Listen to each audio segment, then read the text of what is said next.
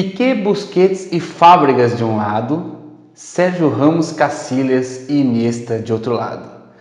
A separação da Catalunha em relação à Espanha não representaria apenas um prejuízo para o futebol da seleção espanhola, muito menos a passagem do marido da Shakira de uma seleção para outra.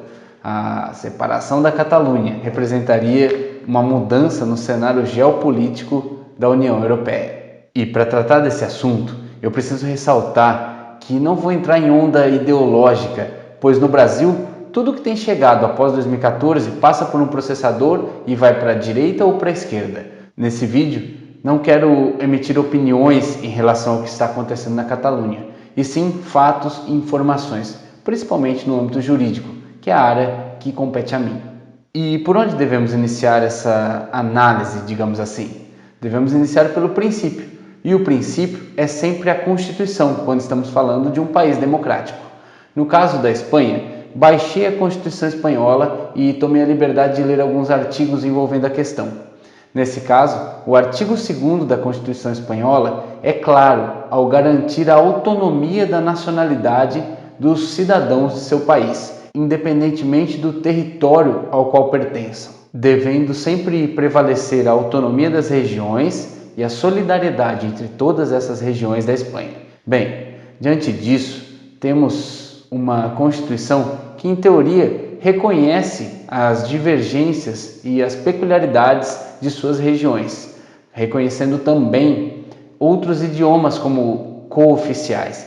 Então temos lá na Espanha o castelhano, que é o idioma oficial, o espanhol, que conhecemos, e temos também outros 4 idiomas cooficiais, dentre esses o idioma catalão. Quando entrei no site para baixar a Constituição da Espanha, tinha junto, na mesma Constituição, outras 4 versões dela, e cada uma em seu idioma diferente, de regiões que possuem idiomas reconhecidos como cooficiais. Assim, a gente acaba tendo uma amostra de que o Estado busca, de alguma forma, respeitar essas diferenças regionais.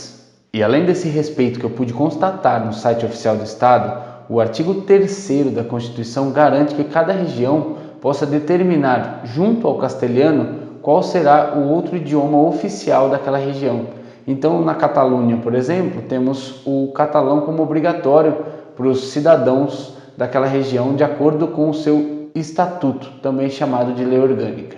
E o que seria esse estatuto? É como se fosse uma constituição estadual aqui no Brasil.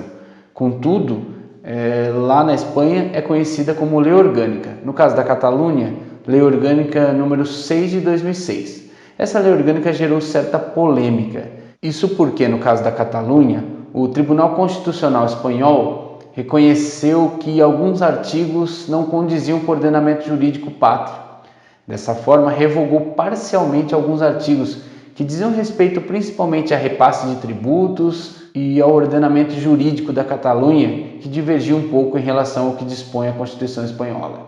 O mesmo aconteceu com outras regiões. Contudo, no caso da Catalunha, isso causou um certo alvoroço e um desconforto por parte dos cidadãos. Mas, trabalhando no campo das inconstitucionalidades, é óbvio que nenhuma Constituição vai prever um rito para a separação de uma parte do seu território da união de todos os seus territórios. Então, temos, por exemplo, na Constituição brasileira, no artigo 34, o caso de intervenção, que nada mais é do que a defesa da União em relação aos seus Estados-membros que atentem contra a soberania e contra a integridade nacional. E a Constituição espanhola faz tal previsão em seu artigo 8º. Então, quando algum Estado vier a atentar contra a soberania ou a integridade nacional espanhola, é previsto a ação das Forças Armadas em relação àquele Estado, para conter o que vem acontecendo ali, para evitar que outros Estados se incendeiem e busquem separação, pois há a preservação, ou ao menos a tentativa de preservação, dos regionalismos na Espanha, que aparentam ser muito mais acentuados que no Brasil, por exemplo. Assim, temos aí na Catalunha um caso de intervenção federal, um caso em que será necessário o uso das Forças Armadas para conter o que vem ocorrendo, que é uma inconstitucionalidade que atenta contra os princípios sensíveis da Constituição espanhola. Tratados os aspectos jurídicos, precisamos agora abordar aspectos políticos que estão relacionados ao cotidiano das pessoas. Dessa maneira, vamos abordar alguns fatos. Fato número 1 é o fato de que temos um referendo considerado ilegal, com ameaça de coação, inclusive física, por parte das Forças Armadas. Então, quem é o cidadão que vai se voluntariar a enfrentar a ação das Forças Armadas? Dificilmente teremos isso. Fato número 2 é a não obrigatoriedade de votar nesse referendo. Outro fato, de número 3, é que a população da Catalunha é de 7 milhões e meio de pessoas. Contudo, apenas 2,2 milhões de pessoas compareceram para votar.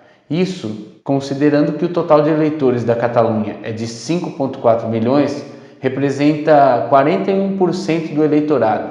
41% nada mais é do que, se a maioria eleger alguma coisa, ainda assim não teremos a maioria dos eleitores elegendo alguma coisa. Deu para entender o paradoxo? Ou seja, se 100% de quem votar escolher a separação da Catalunha, ainda assim teremos apenas 30% da população da Catalunha escolhendo a separação. Assim, qual seria o critério para se ter como base numa eleição como essa, que ainda é tida como ilegal e inconstitucional?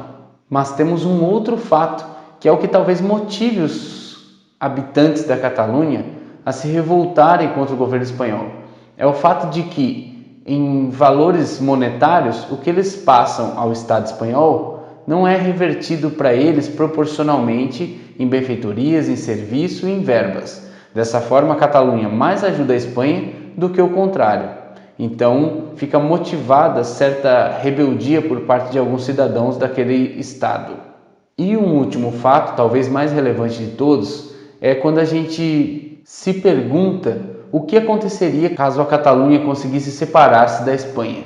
Talvez a busca pelo ingresso na União Europeia? Bom, ingressar na União Europeia vai ser missão quase impossível para a Catalunha, visto que essa separação em relação à Espanha sendo dolorosa, teria que ter o voto da própria Espanha para ingressar na União Europeia, visto que o regimento da União Europeia prevê que, para ingresso de um novo membro, é preciso a unanimidade dos membros já presentes na União Europeia. Assim, a Catalunha precisaria do voto da Espanha para adentrar ao bloco, o que seria missão quase impossível. Assim, espero ter deixado claro um pouco do cenário que acontece na Catalunha e na Espanha nesse momento. Contudo, vamos traçar um paralelo para que você possa tirar suas conclusões. No Brasil, por exemplo, o que nossa Constituição prevê quando uma região quer se separar do estado do qual faz parte? Então, suponhamos que uma região de determinado estado brasileiro queira separar-se, surgindo assim um novo estado membro da União. Preste atenção, não estou dizendo que essa região quer ser independente do Brasil. Não, contrário. Ela quer simplesmente ser independente em relação ao estado ao qual está encampada. O que seria necessário para que essa região saísse do domínio desse estado membro? Seria necessário, segundo o artigo 18, parágrafo 3º da Constituição Federal, que um plebiscito ocorresse no estado, votando tanto os habitantes do estado membro que vai deixar de ter uma parte do seu território, quanto os habitantes, os cidadãos, eleitores do estado, suposto estado que está se separando da região. Então temos que ter a votação de ambas as partes e não de somente a parte que quer separar-se.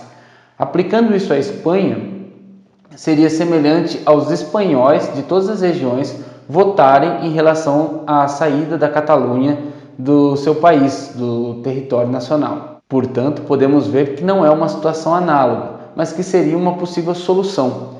Isso ocorreu, por exemplo, em 1961, na França, quando a Argélia ainda era considerada território francês e a população de toda a França escolheu o reconhecimento da independência da Argélia e foi pró a negociação de paz com aquele país, apesar de toda a guerra que havia acontecido anteriormente. Além dessa solução proposta, com base na Constituição brasileira e com base também no que já ocorreu com a França e a Argélia, temos aí uma possibilidade de diálogo entre o Estado espanhol e o Estado catalão. Nesse diálogo seria necessário que o Estado espanhol oferecesse um pouco mais de autonomia à Catalunha, assim como alguma restituição em serviços em benfeitorias ou em repasse de verbas para a própria região da Catalunha, solucionando assim um possível motivador da revolta dos catalães, que é o fato de que repassam mais verbas ao governo central do que recebem de volta em serviços e benfeitorias. Portanto, temos aí algumas possibilidades de mediação em relação ao conflito que vem ocorrendo. Não quis entrar no contexto histórico, porque o vídeo ficaria muito extenso, já ficou um pouco extenso, abrangendo apenas fatos e aspectos jurídicos, mas é importante que vocês saibam o que está acontecendo na Catalunha, é importante que tenham uma noção dos panoramas que podem solucionar a questão, e é importante que vocês saibam o que a própria legislação diz em relação ao que está acontecendo lá. Portanto, espero ter ajudado, mesmo não gostando de tratar de temas polêmicos com tanta proximidade do momento em que eles acontecem. É preciso sempre um tempo para reflexão, para que a gente tenha uma opinião formada a respeito de determinados assuntos. Esse é um dos assuntos que precisamos de tempo para termos uma opinião. Porém, como é um assunto que pode cair aí num vestibular, no Enem, numa prova, eu achei importante colocar aqui à disposição de vocês esse contexto geopolítico e legal que vem acontecendo na Espanha e na Catalunha nesse momento. Espero ter ajudado, ficamos por aqui hoje, valeu, falou!